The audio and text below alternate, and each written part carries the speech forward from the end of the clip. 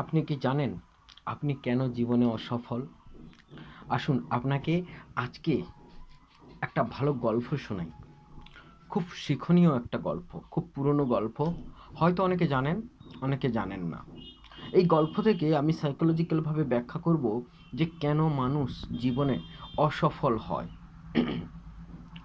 একজন ব্যবসায়ী ছিল। সেই ব্যবসায়ী উট নিয়ে যাচ্ছিল। এক গ্রাম থেকে আরেক গ্রামে যায়, তারপর আরেকটা গ্রামে যায়। এইভাবে সে যখন ব্যবসার কাজে যাচ্ছে, এক জায়গায় সন্ধ্যা হয়ে গেছে। যখন সন্ধ্যা হয়ে গেছে তখন তার স্বাভাবিকভাবে বিশ্রাম দরকার। তার সঙ্গে ছিল ৩টে উট। দুটো উটকে সে কী করলো, গাছে দড়ি দিয়ে বেঁধে দিল। তৃতীয় উটটাকে যখন সে বাঁধতে যাবে তার কাছে দড়ি নেই। তখন সে কী করবে, খুব চিন্তায় পড়ে গেল। কাছেই ছিল একটা সরাইখানা। সে সরাইখানায় সেখানে গিয়ে দড়ি সাহায্যের জন্য একজনকে চাইলো। সে বলছে, না না না, আমার কাছে তো দড়ি নেই। তাহলে এখন তৃতীয় উটটাকে কী দিয়ে সে বাঁধবে? কোনো মতেই সে বুঝে উঠতে পারছে না। এদিকে তৃতীয় উট কী করেছে, সে ভেবেছে আমাকেও বাঁধা হবে, তাই সে গাছের নিচে এমনি বসে জাবর কাটছে। কারণ সারাদিন হেঁটে এসছে, তারও একটা পরিশ্রম হয়েছে। এখন এই তৃতীয় উটটাকে বাঁধা হবে কি করে?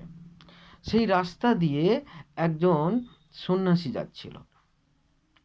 সেই সন্ন্যাসী ঠাকুর বিষয়টা দেখলেন। দেখেই তিনি বলছেন যে, তুমি এত ইতস্তত বোধ করছো কেন? কি নিয়ে এত দুশ্চিন্তা করছো? তখন তিনি বললেন, উটের মালিক তিনি বলছেন যে, দেখুন না, আমার এই তৃতীয় উটটাকে আমি কিভাবে বাঁধবো বুঝতে পারছি না। কেউ আমাকে সাহায্য করছে না, দড়িও নেই। তখন মুচকি হেসে সেই সন্ন্যাসী ঠাকুর বলছেন যে, তুমি এক কাজ করো, তুমি দুটো উটকে যেমন করে বেঁধেছিলে ঠিক তেমন করে কাল্পনিকভাবে বাঁধার চেষ্টা করো, বাঁধার অভিনয় করো। অর্থাৎ গাছে তুমি দড়িটাকে জড়াও, তারপর দড়িটাকে গলায় লাগিয়ে যেমন করে তুমি বাঁধো সেইভাবে বেঁধে ফেলো। বলছে, এতে থাকবে? বলছে, হ্যাঁ নিশ্চয়ই, তুমি করে তো দেখো। এইবার সেই উটের মালিক কি করেছে, কাল্পনিকভাবে সে কি করেছে, চেষ্টা করছে, দড়ি দিয়ে সে বেঁধে ফেলেছে, একটা দড়ি দিয়ে বাঁধার অভিনয় করেছে। এদিকে উট ভেবেছে কি যে আমাকে দড়ি দিয়ে বাঁধা হয়ে গেছে। সে নিশ্চিন্ত মনে খাওয়া দাওয়া করছে, ঘুমোচ্ছে, নিশ্চিন্ত মনে আছে। এদিকে মালিক ভাবলো আমারও বিশ্রাম দরকার। সে কি করেছে, সে বিশ্রামে চলে গেছে। এবার ভোর হয়েছে, যখন ভোর হয়েছে এবার সে তো যাবে তার গন্তব্যস্থলে।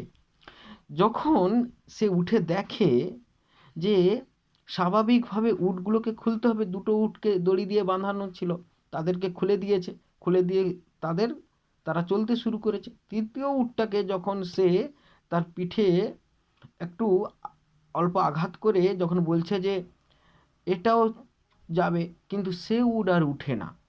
এ বলছে, এ তো মহা মুশকিল। তখন সে উটটাকে অনেক রকমভাবে দাঁড় করানোর চেষ্টা করছে এবং যাতে দুটো উটের সাথে এও যায় তার চেষ্টা করছে, কিন্তু সে যেতেই চাইছে না উটটা। বলছে, কী সমস্যা হলো? এটা তো উঠবে আর চলতে শুরু করবে, কিন্তু এই উটটা আর উঠছে না কেন? আর এমনকি সে চলতেও শুরু করছে না। তাহলে কি করে যাবে? এইবার সেই সন্ন্যাসী ঠাকুর আবার সকালবেলা ওই রাস্তা দিয়ে কোথাও যাচ্ছিল। সে বলছে যে, আরে তুমি কি করছো, উটটাকে এইরকম করে আঘাত করছো কেন? বলছে, দেখুন না, উটটা কোনো মতে উঠছে না। বলছে, তোমার মনে নেই কাল তুমি দড়ি দিয়ে বেঁধেছিলে? বলছে, হ্যাঁ সেটা তো এমনি অভিনয় করেছিলাম। বলছে, তুমি করেছিলে অভিনয়, কিন্তু উটটা কি ভেবেছিল যে তাকে দড়ি দিয়ে বাঁধা হয়েছে? অতএব আজকে তুমি দড়িটা খোলার অভিনয় করো। অর্থাৎ তার গলা থেকে দড়িটা খোলো এবং গাছ থেকে দড়িটা খোলো। সে দেখছে এবং সে ভাববে, বুঝবে যে দড়িটা খোলা হয়েছে, তখন সে চলতে শুরু করবে। সত্যি সত্যি দেখা গেল সেই উটের মালিক যখন দড়ি খোলার অভিনয় করছে, দড়িটাকে গাছের মধ্যে খুলে দিল, তার গলা থেকে খুলে দিল। খুলে দেওয়ার পরে উটটা সত্যি সত্যি চলতে শুরু করেছে। খুব ইন্টারেস্টিং একটি গল্প, কিন্তু এটা খুব শিক্ষণীয় একটা গল্প। আমাদের জীবনে মানসিক রেজিস্ট্যান্সগুলো এইরকম থাকে। ভয়, অলসতা, কাল্পনিক ভয়। আমরা কল্পনা করে বসেই আছি যে আমি এই কাজটা করতে পারবো না, ফাইন্যান্সিয়াল এডুকেশন আমার জন্য নয়, আমার জন্য স্টক মার্কেট নয়, আমার জন্য ব্যবসা নয়, আমার জন্য এই কাজটা নয়, ওই কাজটা নয়। এই কাল্পনিক ভয়টাকে আমি দূর করতে পারি না, কাটিয়ে উঠতে পারি না। এটাকেই মেন্টাল রেজিস্ট্যান্স বলে। যে এইগুলো মানসিক বাধাগুলোকে আমি কাটাতে পারি না বলে আমি জীবনে সফল হতে পারি না। আপনি জীবনে অনেক কিছু করতে পারেন, আপনার মধ্যে অসীম শক্তি আছে। শুধু চিন্তা তো করুন, একটু স্বপ্ন দেখুন, কাজ করতে শুরু করুন। তাহলেই দেখবেন যে হ্যাঁ, আপনি পাচ্ছেন। শুরুটা করে দিন চটপট। তাহলেই দেখবেন এই মানসিক বাধাগুলোকে আপনি কাটাতে পেরেছেন। তাই কাল্পনিক ভয় করবেন না। অনেকেই কাল্পনিক ভয় করে। মাথার উপর ফ্যান ঘুরছে, সে ভাবে যদি ফ্যানটা পড়ে যায়। আর কেন পড়বে? ভালো করে তো বাঁধা আছে। এটাই কাল্পনিক ভয়, এটা ফোবিয়া। এই ফোবিয়ার জন্য মানুষ তার জীবনের পথে এগোতে চায় না। মানুষ তার জীবনের পথে চলতে শুরু করে না। মানুষ জীবনে অনেক কিছু করতে পারে, সে শুরুটাই করে না। শুধু ভাবে, চিন্তা করে, বলে, আলোচনা করে, পরিকল্পনা করে, কিন্তু সে শুরু করে না। তাই আপনি যতই লক্ষ্য নির্ধারণ করুন, আপনার জীবনে যত বড়ই স্বপ্ন থাকুক, যতই আপনি প্ল্যানিং করুন, যতই আপনি বিলিভ করুন, আপনার জীবনে কোনো দিনই সফলতা আসবে না যদি না আপনি অ্যাকশনটা নেন।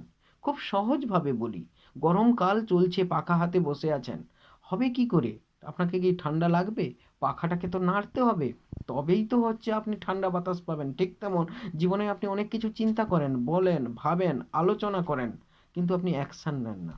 তাহলে আপনি কি করে সফল হবেন? তাই কাল্পনিক ভয়কে দূর করুন এবং জীবন পথে এগিয়ে চলুন। দেখবেন আপনি জীবনে অনেক অনেক বড় সফল হতে পেরেছেন। ভালো থাকবেন সকলে। এখানেই রাখছি।